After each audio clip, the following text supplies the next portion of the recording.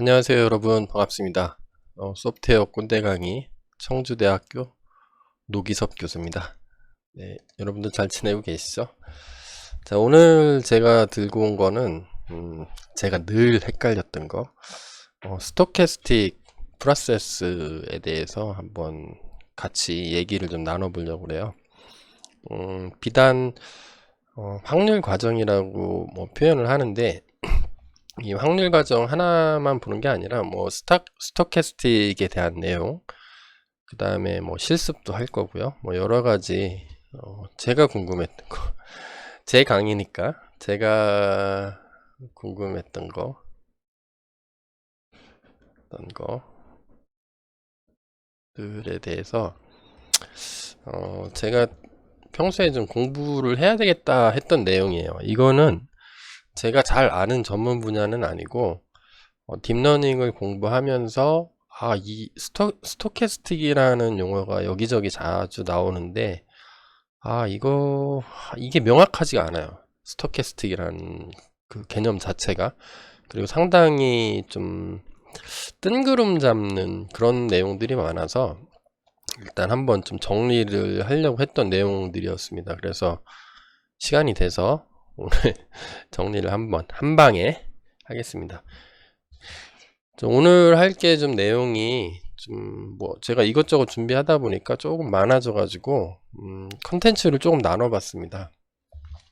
제일 먼저 할 거는 스토캐스틱 어프로치라는 게 있는데 이제 스토캐스틱의 개념부터 한번 먼저 살펴보고 도대체 스토캐스틱을 뭘 어떻게 쓰라는 거야. 겁나 짜증나죠. 요거가 뭔지 좀 자세히 살펴보고, 요게 끝나면 스토캐스틱 이제 파이썬을 이용해서 간단하게 실습 한번 해보고, 같이 분석하는 분석이라기보다는 결과를 한번 확인하는 시간을 하나 가질 거고요. 그 다음에 스토캐스틱 프로세스라는 게 있습니다. 스토캐스틱 프로세스가 도대체 뭐냐. 여기 깊게 들어가면 너무 힘든 내용이라서 제가 아는 왜냐면 제가 모르는 거를 강의할 수는 없으니까 제가 이해한 선에서 요게 뭔지 한번 얘기를 해드리고, 그 다음에 제 마지막에 할 거는 딥러닝에서 스토캐스틱이라는 개념이 등장을 하는데, 주로 학습에서 등장을 하죠. 뭐 미니 배치 관련된 내용인데 이게 도대체 어떤 개념으로 쓰이고 있으며, 여기서 말하는 스토캐스틱하고 여기서 말하는 스토캐스틱이 어떤 연관이 있는 건지 한번 썰을 풀어볼까 합니다. 그래서 이거를 전체를 그냥 하나의 동영상으로 가면 이제 테러죠, 테러.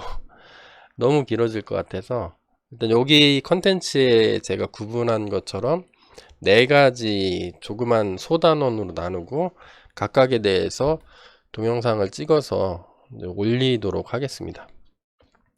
요 강의를 들으시려면 기본적으로 확률 분포, 그 다음에 랜덤 확률 변수 랜덤 베리어블, 그 다음에 기대값, 기타 등등 확률에 있는 기본적인 내용들 있죠. 그거는 여러분들이 이해를 하고 계시다는 가정하에 강의를 진행하겠습니다. 대부분 뭐 옛날에는 고등학교 때 많이 배웠는데 요즘에는 고딩들이 확률 수업을 안 듣고 와가지고 모를 수도 있기 때문에 그 모르는 내용들은 제가 이전 강의에 요 밑에 보면은 강의 목록을 계속 업데이트 하고 있으니까요. 필요하신 분들은 사전학습 프리레퀴짓으로 사전학습하고는 뭐 리캡이나 리뷰 차원에서 한번 보고 오시면 제 강의, 이번 강의를 이제 이해하시는데 조금 도움이 되실 수가 있어요.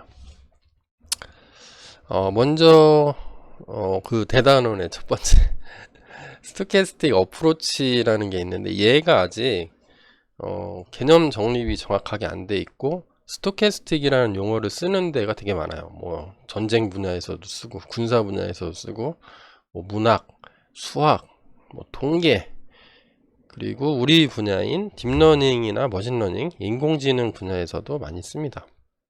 이게 개념들이 현재 상당히 혼재해 있는 상태라서 제가 검색도 해보고 찾아봤는데 여러분들한테 한번 정리를 해서 말씀을 드리겠습니다.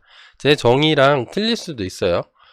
예, 이거 뭐 노규섭 교수님, 뭐 꼰대 교수님 얘기했는데 하나도 안 맞는 것 같아. 네, 그렇게 말씀하시면 제가 뭐 따로 드릴 말씀은 없습니다. 하지만 뭐 다른 교수님은 다르게 설명하실 수도 있다는 거, 요거는 유념하고 들어주시고, 제 강의는 여러분들 개념을 잡는데 이해하시는데 도움이 되는 거를 좀 포커스로 맞추고 있기 때문에 그거 좀 유념해서 들어주셨으면 좋겠어요. 제 말도 안 돼 이래가지고 너무 욕하지 않으셨으면 좋겠습니다. 그러면 스토캐스틱에 대해서 먼저 살펴보도록 하겠습니다. 스토캐스틱에 대해서 얘기를 하자면 이 분야가 많다 그랬죠. 스토캐스틱에 대한 스토캐스틱이 뭐 랜덤이라는 의미도 있고 뭐 타임 시간 개념도 들어 있고요. 그 다음에 undeterministic 그 비결정적이라는 뭐 여러 가지 개념이 이제 막 짬뽕돼 있습니다. 뭐 시간 개념도 있고요. 제가 좀 전에 설명했듯이 일단 비결정적, 그다음에 뭐 확률 개념도 들어 있고요. 기타 등등 뭐 이제 갖다 붙이기 나름인데 제가 찾아보니까 머신러닝 뭐 마스터리 뭐 머신러닝 뭐 정복하는 무슨 블로그인 것 같아요. 여기 찾아보니까 이게 좀 그나마 제일 우리가 갖다 쓰기는 괜찮은 것 같아요. 머신러닝에서 뭐냐면 아웃컴이 뭐냐면 우리 확률 처음에 랜덤 베리어블 할 때 어떤 우리가 실험을 하죠. 우리로 치면은 데이터를 모으거나 아니면 한번 학습을 시키거나 아니면 뭐 주사위를 던지거나 동전을 던지거나 기타 등등 이런 것들을 했을 때 나오는 결과를 아웃컴이라고 하는데요. outcome이 involves some randomness. 일단 어떤 무작위성하고 uncertainty가 얘가 무작위성. uncertainty가 이제 정보 이론에서 나오는데 정보 이론도 제가 뭐 엔트로피 이런 거 많이 쓰잖아요. 뭐 크로스 엔트로피, 엔트로피 로스 이런 거 써가지고 우리 머신러닝 인공지능에도 uncertainty가 많이 필요하거든요. 얘는 불확실성이라는 거죠. 인공지능이 모든 답을 알 수 없으니까 불확실성을 제거해 나가는 과정이죠. 그러니까 오차를 줄여가는 과정이라고 볼 수가 있습니다. 그러니까 무작위성이나 그 다음에 불확실성을 내포하고 있는 실험 결과 값들을 표현을 하는 것이다. 이렇게 얘기를 하고 있어요. 네, 그리고 stochastic is synonym for random and probabilistic. 그러니까 뭐 비슷한 단어인데 뭐 랜덤이나 아니면 확률하고 뭐 비슷한 말이다. 이렇게 쓰는 것 같아요. 여기서 제가 이제 설명하는 내용하고 같죠. 스토캐스틱. 그리고 머신러닝 알고리즘들은 딥러닝 포함해서요. 스토캐스틱이라고 다 부른다고 합니다. 왜냐하면 머신러닝의 학습 과정에서 옵티미제이션이 뭐 러닝 학습인 거죠. 최적화하는 과정이. 그러니까 답을 잘 맞추기 위해서 학습하는 과정 아니면 답을 잘 맞추게 최적화하는 과정 뭐 같은 뜻으로 써도 크게 뭐 틀린 말은 아니죠. 왜냐하면 explicitly 명시적으로 랜덤리스를 사용하고 있다라고 다 얘기를 한다고 그래요. 그러니까 랜덤하게 여러분들 혹시 미니 배치라고 들어보셨습니까? 미니 배치도 그렇고 데이터도 그렇고 데이터도 랜덤하게 뽑아야 되고 학습할 때 학습 데이터도 랜덤하게 구성하고 뭐 이런 기타 등등을 그냥 대놓고 하죠. 우리는 랜덤리스를 사용한다. 그렇게 얘기하니까 머신러닝 알고리즘은 전부 다 스토캐스틱 하다 이렇게 부르고 있습니다. 자, 그런 거는 이제 우리가 사용할 스토캐스틱에 대한 개념을 잡아봤는데 그러면 스토캐스틱 어프로치 접근법 확률적 접근? 뭐 이렇게 해석해도 크게 정확하게 엄밀하게 말하면 맞는 건 아닌데 확률적 접근. 이렇게 써도 뭐 크게 틀린 말은 아닌 것 같아요. 그러니까 확률적 접근법은 뭐냐면 우리가 이제 계속 알게 모르게 쓰고 있는 내용들인데요. outcomes예요. outcome. 실험 결과들. 바이프로덕트가 이제 부산물이죠. of chance, of randomness.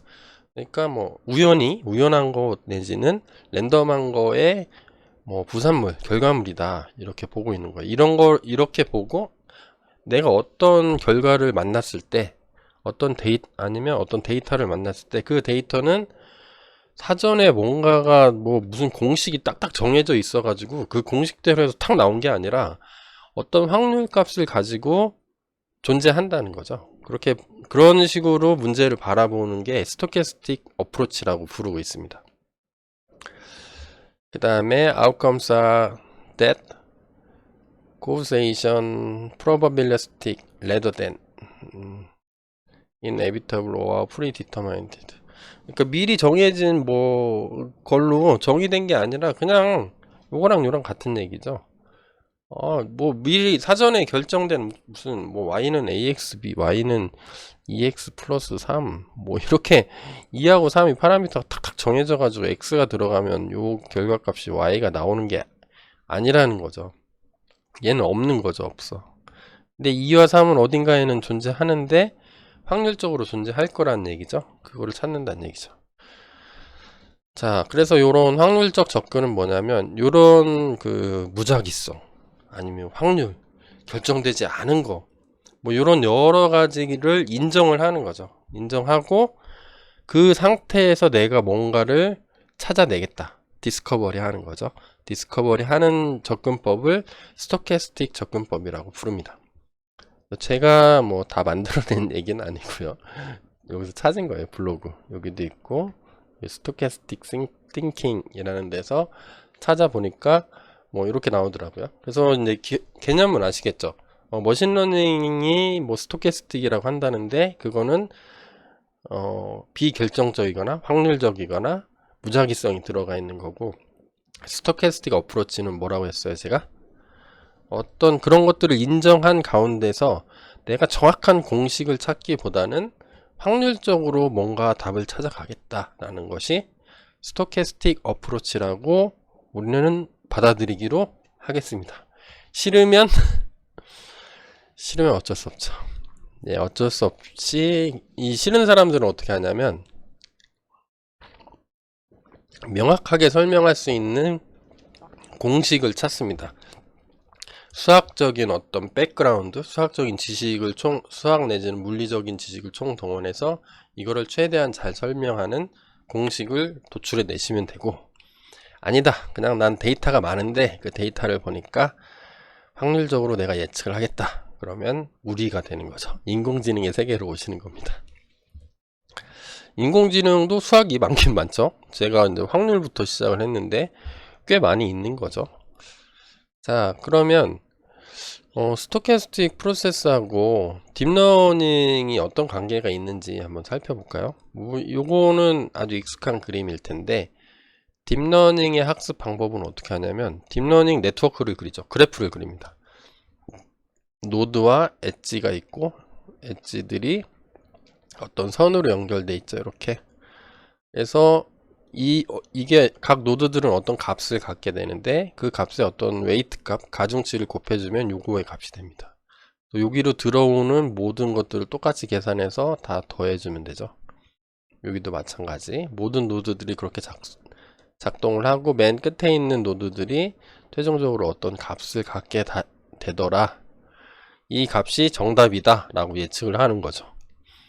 근데 처음에 하면 다 틀리겠죠. 왜냐면 정확한 가중치 값을 모르니까. 이 가중치들을 적은 데는 수백 개, 많은 데는 수억 개가 있죠. 그거를 수억 개를 다 표시를 못하죠. 할 수는 있죠. 뭐 10억 개의 파라미터는 이렇게 쓰면 되죠. W1, W2 쭉 해서 W 10억 이렇게 써주면 되는데, 이렇게 길게 쓰면 인생 피곤하죠. 그래서 퉁쳐서 이렇게 세타라는 그리스 기호 그리스 글자를 이용해서 대표적으로 쓴다 그랬습니다. 그래서 파라미터 관련된 강의는 앞전에 있으니까 들어보시고 오시는 게 좋고요. 그래서 요 파라미터를, 요 세타를 파라미터라고 부릅니다. 이 세타 모든 가중치가 주어져야 입력에 따른 출력값을 얻을 수가 있으니까요. 그래서 파라미터는 주어져야 돼요. 근데 모르니까 처음에 랜덤하게 뿌리고 시작을 하다가 바꿔보는 거죠. 모든 가능한 조합을 바꿔봐서 답이 제일 잘 맞으면 그때 파라미터가 이제 학습을 끝나는 거죠. 이 파라미터 값을 찾는 걸 학습이라고 그래요. 학습. 아까 얘기했듯이 학습이라고 하기도 하고 최적화라고 부르기도 합니다. 영어로는 옵티마이제이션 또는 옵티미제이션 이렇게 부르고 있어요. 그래서 실제로 인공지능이 하는 거는 요 세타가 정확한 값은 있는데 그 정확한 값을 모르죠. 몰라요. 그래서 어떤 세타 값이 여기 10억 개면 10억 개 값을 일단 세팅을 해봅니다. 그런 다음에 여기서 예측을 해봐요. 예측을 했는데 정답하고 틀리겠죠, 당연히. 어떻게 맞췄죠? 100% 똑같이는 못 맞히겠죠. 거의 100%에 이제 근접하는 확률로 맞히긴 맞출 텐데 너무 또 그렇게 많이 맞추면은 나중에 못 써요. 그런 모델은. 그런 파라미터들은 못 씁니다. 그건 과적합돼 있다고 그러는데 모의고사만 잘 풀고 실제 수능 문제 못 푸는 사람이 되는 거죠. 그러면 그걸 에러라고 했을 때 얘가 주어졌을 때 에러의 확률 값의 로그를 취합니다. 요거를 그냥 fx라고 볼 수도 있죠. 그냥 함수 fx 쓰면 좀 그러니까 어떤 함수 f라고 하면 되죠. 그 결과값의 로그를 취한 겁니다. 로그를 취한 이 함수의 기대값 expected value를 최소화하는, 여기 마이너스가 빠져 있네요. 그죠, 마이너스가 있어야 되겠죠. 로그는 그죠, 왜 마이너스가 있어야 되는지 아세요? 확률은 0하고 1 사이 값이잖아요. 근데 이 확률 값에 로그를 취하면 요 마이너스 영역이 나오죠. 그러니까 마이너스 상쇄시키려면 앞에다 마이너스 기호를 붙여주면은 이렇게 되겠죠. 생각난 김에 고치고 해야 되겠네요. 아니네요. 안 고쳐도 되죠. 에러를 최소화하는 거니까 마이너스 붙여도 되고 안 붙여도 되겠죠. 뭐 해석상의 문제가 있긴 한데 미니마이즈 하는 문제가 맥시마이즈 하는 문제로 바뀌겠죠.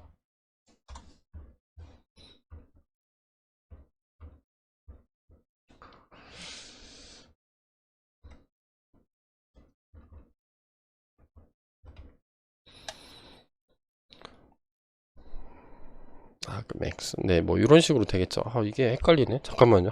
조금만 더 생각해 볼까요? 네, 맥스가 되겠네요. 확률을 다룰 때는 에러의 확률이 최소화되는 건데 로그를 주었으니까 마이너스 로그에 요거에 최대화되는 거면 오차의 확률이 0으로 근접하는 걸 찾는 거니까요. 네. 자, 그러면 이런 작업들을 할 때 어떻게 하냐면 전체 데이터셋이 이렇게 있으면 이 전체 데이터셋을 여러 개로 나눕니다.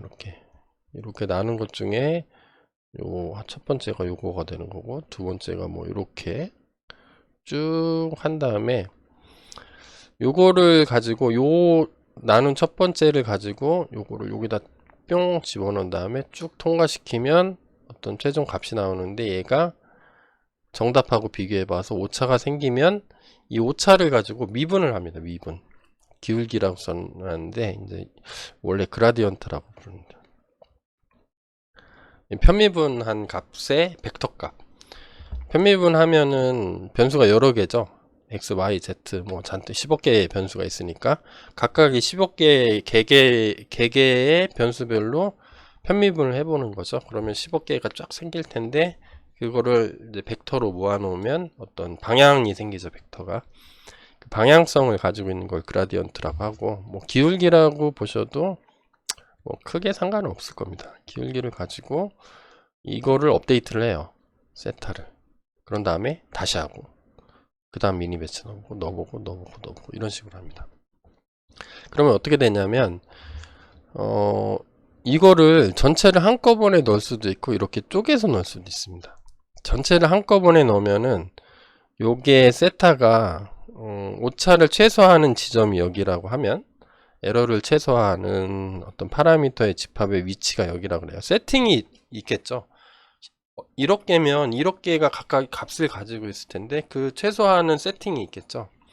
처음에는 잘 모르죠. 모르니까 미분해 가면서 이렇게 가보죠. 왜냐하면 기울기를 알면 어떤 함수가 있으면 여기에서 기울기가 플러스면 이쪽으로 가면 최소값으로 갈 수가 있으니까요.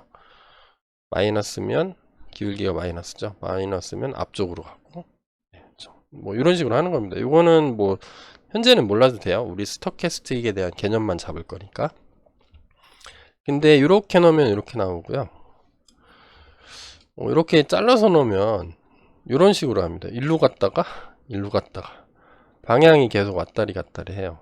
왔다리 갔다가 하다가 결국에는 똑같이 수렴을 하게 됩니다. 컨버지를 하게 되는데 이런 식으로 집어넣는 거를 그라디언트 디센트인데 어떤 디센트냐면 스토캐스틱이에요. 배치는 일괄 처리니까 한 방에 팍 집어넣는 거고 스토캐스틱은 잘라서 집어넣는 겁니다. 그래서 잘라서 집어넣을 때 이제 결론부터 얘기하면 왜 스토캐스틱이라고 썼겠어요? 이거 잘라서 넣어도 되고 안 잘라서 넣어도 되거든요. 자르는 사이즈도 지 마음입니다. 지가 마음대로 잘라도 되고 난 메모리 좋아, 메모리 많아, 아니면 GPU 성능 좋아 그러면 크게 자르는 거고 난 허접해 그러면 짧게 자르는 거죠. 근데 짧게 자르면 요 잘라있는 데이터가 전체 데이터는 아닌 거죠. 그러니까 요 자른 데이터로도 미분 값을 전체 세타에 대한 미분 값을 구할 수가 있는데 전체 값은 아니죠. 부분의 값이니까 방향이 좀 이렇게 틀릴 수도 있어요. 이렇게 갔다가 여기서 보니까 일로 가는 게 제일 빠른 길인데 뭐 일로 갔다가 여기로 왔는데 또 일로 갔다가 이럴 수도 있는데 이렇게 잘라서 넣어도 잘 가더라 그런 거죠. 전체 얘는 부분이기 때문에 전체를 대표하는 거는 어느 정도 랜덤리스가 있죠. 그 다음에 확률적으로 방향을 나타낼 수가 있죠. 네. 그래서 이런 것들을 가지고 이렇게 해봤더니 결국에는 여기로 가더라 그런 겁니다. 또 여기서 스토캐스틱이라는 게 나와요. 앞 슬라이드에서 얘기했던 것처럼. 그래서 이번 강의를 들으면 이제 스토캐스틱이 저는 최종적으로 마지막 교시 이제 스토캐스틱 프로세스의 마지막 동영상에서는 딥러닝에 관한 얘기를 해드릴 거고요. 전반적으로 여러분들이 스토캐스틱이 어떤 의미로 받아들이셔야 되는지 전체적으로 다 인공지능에서의 스토캐스틱을 이해할 수 있게 해드립니다. 그래서 잘 들으시면 스토캐스틱의 의미를 최종적으로 이해하실 수가 있게 됩니다. 본격적으로 나가기 앞서 가지고 스토캐스틱을 왜 쓰는지에 대한 실습이 저 뒤쪽에 하나가 있는데 그 실습을 하기 위해서 복습 잠깐만 할게요. 확률의 곱셈을 하게 되는데 어떤 일이 일어날 확률이 P라고 하면 일어나지 않을 확률은 1-P가 되겠죠. 왜냐하면 전체 확률은 1이니까 확률이 100% 이상인 게 없잖아요. 확률의 정의 수학적으로는 나는 내일 아침에 일어날 확률이 200%야 이런 건 없죠. 확실히 일어나면 100%고 확실히 안 일어나면 0과 1 사이인 거죠. 확률 값은 일어날 확률이 P면 일어나지 않을 확률은 1-P다. 두 개의 확률을 곱한다는 의미가 뭐냐면 동시에 발생할 확률로 정의가 되어 있습니다. 내가 주사위를 던졌을 때 1이 나올 확률이 6분의 1이에요. 주사위를 던졌는데 2가 나올 확률이 6분의 1이야. 그럼 1하고 2가 주사위를 두 개를 동시에 던졌을 때 같이 나올 확률, 동시에 발생할 확률은 6 곱하기 1 곱하기 6분의 1 곱하기 6분의 1 해서 36분의 1 요 정도 된다는 거죠. 이때 조건은 두 사건이 독립인 경우에만 해당됩니다. 독립이 아닌 경우에는 함부로 곱하면 안 돼요. 첫 번 A라는 주사위하고 B라는 주사위가 서로 연관이 돼 있다. 서로 뭐 줄로 묶여 있다. 뭐 이런 거는 안 되겠죠. 근데 일반적으로 주사위는 다 독립이니까. 예를 한번 들어볼까요? 뭐 예를 들어서 사건 A가 발생할 확률이 P of A라고 했을 때 0.5, 그다음 B가 발생할 확률을 P of B라고 했을 때 0.4면 A와 B가 A이면서 B일 확률은 두 개를 곱한다는 거죠. 그럼 0.2 이렇게 나오죠. 그래서 이 곱셈, 동시에 발생하는 확률, 확률의 곱하기의 특징은 각각의 확률값보다 같거나 작아집니다. 1일 경우 1 곱하기 1이면 1이 나오는데 대부분은 1과 0에서 1 사이 값을 갖기 때문에 이 중에 어떤 값을 곱하면 P하고 곱하면 P1, P2 곱하면 원래 값보다는 작아지겠죠. 얘는 0.5보다도 작아졌고 0.4보다도 작아지는 특징이 있겠죠. 복습. 네, 이거는 고딩도 아는 겁니다. 가정사항은 완전히 독립이라는 가정이 있어야 되고, 근데 여기서 위험성이 가끔 나타나게 되는데 확률을 계산을 하게 되면 완전해야 돼요. 완전히 독립해야 되는데 우리 독립 안 했는데 독립이라고 생각하고 문제를 풀 경우에는 가정사항의 위배가 되기 때문에 나중에 확률이 꼬여요. 초기에는 큰 차이가 안 나타날 수도 있지만 그게 변수들이 추가되고 경우의 수가 증가하면 나중에는 걷잡을 수 없는 에러를 나타내게 됩니다. 자, 그래서 확률의 곱셈에 대해서 간단하게 복습. 네. 복습 끝. 자, 그림으로 살펴보는 스토캐스틱인데요. 요거 보면은 제가 인터넷 검색하다 보니까 요게 마음에 들어가지고 사진을 가져왔는데, 요거 분석하기가 쉬운가요? 뭐 전선에 뭐 5만 각까지의 뭐 새들까지 앉아 있어 가지고 뭐가 어떻게 연결되어 있는지 알아내기 참 힘들죠. 특히 뭐 이런 부분에 가면은 이거 뭐냐, 엄청 이해하기 복잡한 현상들이 되게 많죠. 하지만 어떤 수학자의 엄밀한 눈으로 보면 얘도 공식으로, 수학 공식이라보다는 수식으로 깔끔하게 표현 가능할지도 모릅니다. 그러면 여기에는 랜덤이라든지 undeterministic, 그러니까 뭐 비결정적인 게 없죠. 그래서 입력 들어가면 결과를 확실하게 예측할 수 있는 어떤 깔끔한 표현이 있을 건데 사실은 이렇게 하기 상당히 힘들다는 거죠. 그래서 거기다가 또 하나는 문제는 뭐냐면 내가 이제 확률적 실험을 하는 거죠. 확률적 실험을 하게 되면 미래에 일어날 일을 한 가지로 예측할 수도 있겠지만 상당히 힘들죠. 네, 힘들 겁니다. 예를 들어서 100원짜리 동전이 있는데 이거를 동전이 첫 번째 동전, 두 번째 동전이 있으면 요 동시에 던지는 실험을 할 경우에는 나올 수 있는 경우의 수는 4가지죠. 앞, 뒤, 뒤, 뒤 이렇게 나오는데 실험의 결과는 사실은 던져봐야 알게 되죠. 왜?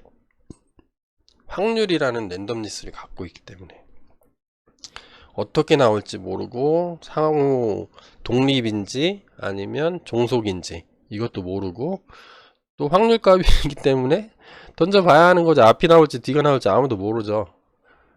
확률값만 알고 있는 거지 결과를 알 수는 없잖아요. 미래를 예측하는 데는 좀 한계가 있다. 그래서 이럴 때 쓰라고 있는 게 스토캐스틱 프로세스라고 있습니다. 스토캐스틱 프로세스는 다다음 교시에 좀 심화해서 할 건데 뭐 이런 겁니다. 온고잉 프로세스. 온고잉인 거 보니까 계속 하는 거죠. 계속 하니까 시간 개념이 있지. 이번에 하고 다음에 하고 이번 타임 다음 타임 이런 게 있고, 그래서 넥스트 스테이트가 다음 상태가 뭐 현재 상태하고 확률 분포가 비슷하거나 틀리거나 대부분 비슷하겠죠. 똑같은 실험을 하게 되면 뭐 유니폼 분포를 따른다든가 뭐 이런 것들을 가질 건데, 이제 스토캐스틱이 들어갔으니까 뭐가 들어가냐면 some random element. 그러니까 어떤 랜덤 무작위성이 어느 정도 가지고서 계속 실험을 했을 때 나타나는 어떤 결과들, 그거를 스토캐스틱 프로세스라고 합니다. 그래서 우리 모르죠. 어떤 분포가 있는지 모르잖아요. 그러니까 그런 것들을 실험을 많이 해서 어떻게 발생하겠구나 라는 거를 찾아내는 거. 근데 랜덤니스가 들어있는 거, 그거를 스토캐스틱 프로세스라고 부릅니다. 자, 여기까지 하고요. 그러면 여러분들 이제 알겠죠? 머신러닝에서 머신러닝은 다 스토캐스틱이라고 하는데 왜 그렇게 부르는지, 그 다음에 스토캐스틱 어프로치가 뭐다, 이런 복잡한 것들 다 표현할 수는 있는데 그게 너무나 많은 시간과 노력, 그리고 똑똑해야 돼. 저 같은 사람은 잘 못하겠죠. 그러면 어떻게? 여기 이렇게 된 결과는 어떤 무작위성이나 확률적인 값, 그 다음에 비결정성, 이런 것들을 가지고 이렇게 딱 나와 있으니까 이 결과를 잘 분석해서 대충 이 수식으로 나온 어떤 예측값이 아니죠. 계산값. 어떤 계산 결과하고 그냥 데이터로부터 그냥 쭉 막 돌려보는 거죠. 많이 몬테카를로랑 비슷한 거죠. 해서 나오는 결과랑 뭐 거의 비슷해서 퉁치면 잘 맞으면 그냥 그렇게 쓰겠다는 거죠. 스토캐스틱 어프로치가 그런 겁니다.